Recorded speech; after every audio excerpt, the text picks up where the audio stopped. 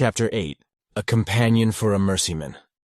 After managing to avoid looking at the stars for the last few days, Dorhen toiled with the holding sphere containing Wick, which he'd brought back from the Darklands after painstakingly searching for it over a 5-year period.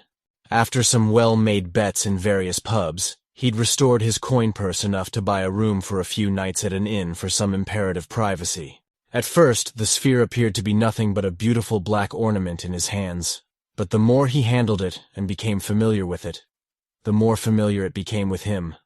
"Can you talk?" Dorhen whispered, testing the thing, certain that it possessed an awareness of some kind. He was answered by strands of slight vibrations running through his nerves from where the orb touched his hand. It was a start, and the more he touched and tapped it, the more it responded. He tried new ways to agitate it, to provoke it into speaking or communicating by some means. He put it in water, in direct sunlight, and when he held it over a flame, a horrid sand-like hiss rushed through his head, nearly making him drop it. "You fool!" After placing it on the inn-room's stained straw pillow where he always rested it, Dorhen paused and looked around. Hello? No one had entered the room. Turning back to the holding sphere, he squinted and reached out to touch it again. "Damn you!" He jerked backward and fell on his rear. It did talk. Climbing to his knees, he placed his hand on the orb and asked, "Are you the pixie called Wick?" A gentler sound like sand sliding down a slope ran through his head. The pixie must be using his own nerves and energy source to communicate telepathically. It wasn't hard to imagine, knowing that pixies came with the ability to enter people's minds in general. Wick wouldn't be able to possess anyone now since he was trapped in the glass. He tried again. "I took you out of that witch's trunk. Can't you speak to me at least? Are you Wick?" "What else would I be, little elf?" Dorhen knew as much, but confirming the information never hurt. This was one of Ilbeth's coveted 5, Wick himself. Dorhen had already talked Thaxel's energy away, and now talking might glean something from this one. There was always a chance a new pixie would yield new answers. Wick held more value than Thaxel. He was still at the level of pixie. He carried on an economical system for circulating his energy. Apparently more economical than breeding a hybrid race of heart-eaters to gather energy for him. No, Wick liked to possess mortal people. Pixies were the only fairy type powerful enough to perform pixta, the feat of possession. Some favored the practice more than others, but Wick existed by it. This foreboding creature spent its time floating around in the shadows, looking for its next host. When it found one, it lived in the human or elf's body, using it like a suit. It leached the person's life force away until no more remained, or until the host body was destroyed by other people. Until then, the new being which stepped forth from the combination of the two, always called Wickshan, enjoyed a lavish life of violence and debauchery. Alternately, Wick could be caught in a sphere, and this had happened more than once. Darklandic lore mentioned that whoever the sphere was broken closest to would automatically be possessed. If Dorhen wanted to share Wick's power and use it to kill Lambelhen, all he'd have to do would be to break the sphere. But nothing in his calculations made clear that it would be a good idea. Dorhen wasn't the one. Besides, there were other uses for this item. The most valuable item in Kale's. "Good, I knew it. Now there are things we must talk about." Wick responded. "I owe you nothing, little elf." "Not even for a bargain?" Dorhen said. "So let me out, and we'll bargain." Dorhen smiled and shook his head. "We'll have to do our bargaining before that happens." The sand sound grazed his eardrums. It sounded so real, as if there should be sand spilling into the room whenever it happened. "What do you want?" the pixie asked. "I want to kill my brother," Wick hissed again. "Pathetic. I'll not join with a shriveled toad like you. Find me a better host." "That's not what I mean." The sand rushed again, and Wick's voice became faint. "You haven't enough talent." "No, not me," he yelled. "I have a sword. Hathrogil. Do you remember that name?" "The sword is useless. Throw it away. I am all you need. The sword only brings you true." "What?" He shook the orb and put his ear to it. The effort didn't help. "Wick!" The sand ran in long drifts through his head, sometimes separating into indiscernible syllables. "What do you mean?" He shook it again to no avail. "Keep walking." Afterward, all the sounds and vibrations stopped. Those 2 sly sorcerers had been following him the whole week. Actually, one was the sorcerer, and the woman was his thrall. a talented lass who could be a sorceress if she'd entered the faction by some different way. Instead, the man had somehow captured a woman he found beautiful, tamed, trained, disciplined, and used her. And now he had brought her here to help with trying to capture Dorhen and the burden he carried on his back. He had seen this process before when he too practiced sorcery ages ago. It was one thing for a woman to be born into the servant class of Ilbith, or even to be captured, chained, and put to servant-like purposes. It was a more disturbing concept for a person to be trained as a personal thrall against their will and set to walk free of chains, assisting in carrying out complex missions for their sorcerer masters, as if participating of their own will. Today she wore a wig, blonde to cover the thick black hair which usually cascaded down her shapely form. Dorhen recognized her from yesterday, when she'd pretended to sell stolen twisted bread off a stick in Tintilly's market. Now she shimmered in her blonde wig and dancer's skirt, wearing the same dark-colored corset she always wore, this time glittering with all manner of glass baubles dangling around her neck and falling into her cleavage. Swaying her hips, she moseyed right over and perched herself next to Dorhen as he sipped his tea at a table in the biggest inn in Tintilly. A medley of pleasant scents rushed up his nose, particularly clove and vanilla. She leaned right into his space, hovering her chin over his shoulder. Care to show me a little mercy, Mercyman? He glanced at her before shooting his eyes across the room for her master. Sorry, he said. I got all my money stolen in the last brothel I visited. But I'm sure you have some left, my sweet sir. He smiled toward his half-empty cup. Nonetheless, you don't want to dally with me, darling. You might catch my melancholy. She let out a pleasant musical laugh and batted his shoulder. Pardon my manners. I forgot the protocol. I believe I am supposed to perform a charitable act for you before you can show mercy to me. Her hand found his leg under the table, but he snatched it, brought it up, and kissed her knuckles. She flashed a bright smile. Her eyes were painted with black and lavender. Your manners are faster than my desires. He flashed a smile back at her. You should go find someone else. He studied her eyes for a long, serious moment. She read them. To tell the truth, I don't like talking to women in this setting. The musical pleasantry chimed in her voice. Why not, my darling? There's so much sadness in my past. I used to talk to girls like you a lot. Got them good and hot for me before sending them upstairs to meet me in my private room. One of her eyebrows popped up. What happened next? He cocked his head back to his cup and sniffed. Upstairs they found a different me. I hate to talk about it. Oh, you poor weary soul. She smoothed a hand along his cheekbone. You really don't get it, lass. She straightened her back and pushed her bosom forward. I think you misinterpreted me a moment ago. When I said I'd do a charitable act for you, I meant I should buy you some food. You look hungry. She waved her hand in the air to the barmaid. A bowl of stew, please. Dorhen ground his teeth. Where was her master hiding? No doubt she'd find some quick moment to poison his food when it arrived. He couldn't take the chance of letting her near it. Not for an instant. You're so kind, lass. He kissed her hand again. She smiled, and he smiled back. No telling if she knew his special talent. He summoned his quickest reflexes for what came next. Holding her hand, he touched her palm with his finger, whipped it to her collarbone, and then to her forehead, touching her between the eyes. A pretty thing, too, he said simultaneously. When he relaxed again and dropped her hand, she sat staring, as if struggling to register what happened. Her pupils swelled as she stared into his eyes. Success. Isn't that better? Oh, yes, my love. The barmaid placed the stew bowl on the table as the thrall hugged his arm. She buried her face into his hair and kissed his neck. Not yet. Hold on. He uncoiled her spindly grasp from his arm and brought her attention to the food. It's on me. Go ahead. Thank you, my love. You're welcome. He braced his elbow on the table, smiling at her, and then surveyed the room while she ate. He kept the smile pasted on his face. My dear sweet maiden, who's the man you were traveling with? She flashed her eyes up, hastily swallowing a large bite of potato. Oh, my love, he's nothing, I swear. His name is Chandran, my former master, but now I serve you, I promise. If you'll let me hold you tonight, I'll be yours forever. Dorhen waved a hand. I know. What does he want? He wants the sword you carry. He also wants to take you back to Ilbith. But if he can get the sword at least, he'll be satisfied with your death. But I'll never let that happen to my love, my dagger hen. As I expected. You know my name? Yes, my love.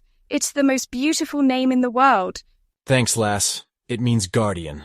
She nestled against him, pausing her eating. Well, I will guard you, my love, with my life. He sighed and rubbed her back. I know. Finish your meal before it gets cold. She obeyed. Tell me what Chandran is planning here tonight. Goggling at him over her bowl, bright-eyed and eager to please, she said, He knows what room you rented. He's hiding there now. He wanted me to drug your stew to loosen you up. I was to accompany you upstairs, making sure you got there, where he'd assassinate you. She reached into her bodice and pulled out a tiny drawstring bag. Here's the sleeping powder. She opened all sorts of hidden pouches encasing throwing darts and daggers. He hissed, No, put it all back. Don't let anyone see them. Oh, sorry. She loaded her little assassination implements back into their compartments. I thought you should know all about me and what I own. All you have to do is ask, and I will protect you. He motioned to the bowl, now almost empty. Well, you should know I don't want to be killed by Chandran, and I don't want him to have my sword. Got it? Yes, my love. So, what would you have done if I didn't want to eat the stew? Used my best seduction techniques on you to get you to take me upstairs.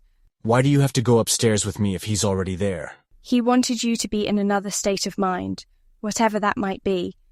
He also needs me in there to help him cast the difficult portal spell to get home.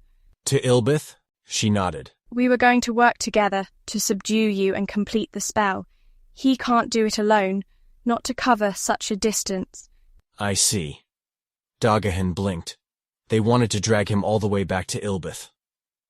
What if I didn't want to have sex with you? What would happen? I also have these poisoned darts I could have used to kill you, in case you decided to stay here in the hall all night. Oh, how dreadful, Dorhen said. I guess I'm trapped in this place. I know, my love, but it'll be fine. How in the world will I get out of here alive? He took her tiny hand in his and rubbed his thumb along the back of it. I'm so sorry. He patted the side of her smooth face. Forget about it. I'm grateful you told me these things. Yes, anything, my love. To deepen her infatuation, he rewarded her with a kiss to her forehead. She took it upon herself to peck kisses on his cheek, trailing to his mouth. He allowed a little of that. If Chandran happened to spy them, he'd be pleased to think her plan went well. By the time Dorhen peeled her mouth off his, her chest heaved up and down. Her plump lips parted to breathe. She cradled his hand and pressed it to her bronze collarbone, covered with a few glittering necklaces. Can't we slip away for a bit of privacy, my love? She laid her head on his shoulder and brought his hand to her lips to kiss each of his fingertips. Only if you can help me leave this place alive.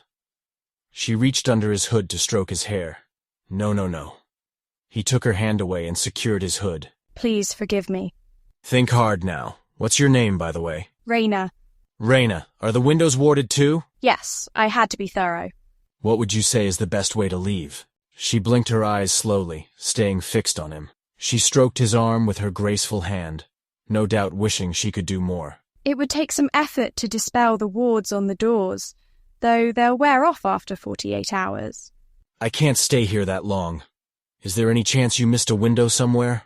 She shook her head. Her eyes relaxed as they gazed into his. Obviously, I couldn't get into all the guest rooms to ward their windows, and the window in your room is not warded. We saved our energy on that one because we'd both planned to be in there to prevent you from leaving. He reached out and stroked her face with the back of his hand. Well then, I suppose I'll have to go out through there, pretending to be seduced by you. Leave Chandran to me, and let me be on top. I'll protect you with my body. He rose, grabbed his pack with the sword attached from under the table, and offered his arm. She took it, and they ascended the stairs together, locked in each other's eyes, smiling. This lass and her talents could prove valuable to have around. He wouldn't need to worry about the extra mouth to feed because she was so capable. She could probably bring many extra ideas to the table when it came to finding food and dodging the sorcerers, and all he had to do was relinquish his body to her every once in a while. Nothing in this world could ever redeem him enough to deserve a lover or any loving companion, but at least he'd treat her better than any of those horrible sorcerers. He relaxed his face and put a drunken smile on it. "Stay sharp," he whispered, hooking his arm around her shoulders. Of course. He nudged her into the dark room first as they stumbled together, laughing. Chandran should be wise enough not to kill his own thrall by mistake in some foolish ambush. Dagahan dropped his belongings by the bed, snatched Reyna's face in the dark, and kissed her mouth. She sighed through her nose and moaned. She didn't have to do any acting here. He didn't egg her on by touching her body, although she snaked her hands under his tunic hem to find the strings attaching his leggings to his codpiece. He guided her to the bed. They couldn't get too far into it. He needed his clothes on for the escape, but Reyna's actions were very real, and her induced state of arousal would cloud her judgment. She needed him to help her stay sharp. If he decided to keep her in his company, the infatuation state would eventually wear off, and she would have already committed to the relationship by then, similar to the natural way for lovers. Dagahan's initial spell helped to get the infatuation phase going by way of intense arousal. He lay on the bed, and she crawled on top of him with a noticeably eager speed, hiking her skirts and perching herself right on his pelvis. She bent over him and continued the kiss. He guided her hand to her bodice, where she hid her arsenal of lethal instruments, just to make sure she remembered her duty. A blade grazed against squeaky leather. Whether it was her blade or Chandran's was anyone's guess. She rubbed her body against his and groaned. "Concentrate, Reyna." If only he could say it out loud. He'd never find the mood for his own arousal in this hazardous situation. Reyna sat up straight, arching her back, leaving Dagahan exposed beneath her. She rubbed against him all the more. Her hands were hidden down by her thighs and her bunched skirts. No telling if she had any knives ready to defend him. No sign of Chandran either. A blanket hung over the window to block out whatever moonlight might have revealed a third person in the room. A rope looped and tightened around Dagahan's neck. His attempted cry was squeezed off under its scratchy grip. Growling, Reyna sprang off of him. A man roared, and the noose slackened. Dagahan freed himself from the scratchy rope, which snapped a little spark when he dropped it. A spelled rope. But Chandran couldn't complete the casting. Dagahan sprang off the bed and tore the fabric off the window to flood the room in soft blue moonlight. Reyna's friend, the wild-eyed man, clutched his own neck while dodging her strikes. After another strike, he reached out and slapped her hard. Reyna dropped to the floor with a clatter. Chandran glared at him next. Dagahan leaned over for the sword fastened to his pack. Pulling the knot in the twine, he shook off the sword's wrappings so the blade could flash in the moonbeam. Chandran's eyes widened in fear or lust. It was too hard to tell which. Dagahan swung the sword in a nice light arc. It was incredibly easy to handle, curling back on the rebound as if ready to rejoin his hands and make another attack. Its ease of handling unnerved him. Chandran leaped backward and fiddled with the doorknob. The fool had locked it as Dagahan and Reyna were carrying on. Glass shattered behind Dagahan as he lunged. Chandran fell through the door and into the glowing firelight of the Merry Inn, narrowly missing the blade. The people gathered on the catwalk shouted and scattered when Chandran crashed out, bleeding from his neck. Dagahan slammed the door, locked it, and turned to Reyna. No longer sprawled on the floor, she had broken the window panes and secured Chandran's rope to the bedpost. "That's my girl," Dagahan said. He tied the naked sword back to his pack, hoisted it, and climbed down the rope after Reyna. In the alley below, she took his hand and guided him away from the inn. In the pine forest immediately west of Tintilly, Dagahan and Reyna stopped to rest, and she let her dark, flowing hair tumble down. She'd lost her wig in the struggle with Chandran. Dagahan preferred dark hair to light. When he studied hers long enough, a sharp pain stabbed his chest. They built a small fire, for the persistent winter chill lingered in the new spring air. He opened his robe lapel wide and allowed her to huddle in its warmth beside him. The gesture would excite her, no doubt, but who was he to deny her some comfort in the cold night? He could finally let his hood fall since the stars were smothered by thick, rushing clouds, as well as the protective pine canopy. Reyna couldn't be satisfied only to stay warm. Her hands roamed all over him. Her lips stamped wet little kisses anywhere she could get them. He stared at the fire, happy to fill his eyes with its burning light and avoid any accidental glance at the sky, clouds or no clouds. He avoided looking at her too. No matter where her hands managed to wander, he couldn't quite find the heart to touch her in return. Eventually he smiled, kissed her forehead and said, "Let's go to sleep." Do I not please you, my love? Of course you do. He took her down to the ground with him and made sure to tuck her snugly into his robe. She nestled close to him, putting her arm around his body, her head under his chin. Good night, my love, she said. He closed his eyes and sighed. He hadn't enjoyed the privilege of sleeping like this in 16 years.